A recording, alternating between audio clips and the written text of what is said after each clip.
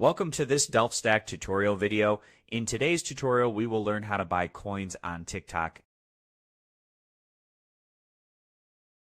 TikTok coins are used to purchase gifts for live streamers or to support creators.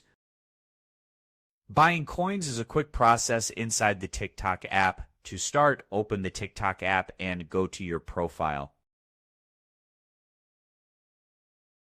You will see three horizontal lines on the top right, and you will see an option called Balance.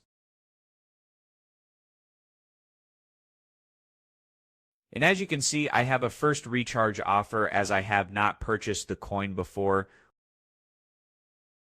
But if you have purchased, it may be different. Just click on the offer, and from here, choose any offer that you like. Scroll to the side to see which offer fits you the best. Choose the package you want. Follow the on-screen instruction to complete the payment using your preferred payment method. Once the transaction is successful, the coins will be added to your TikTok balance immediately. You can now use them to send gifts during live stream or support your favorite creators. And that's it. We just learned how to purchase TikTok coins by accessing the wallet section, selecting a coin package, and completing the payment.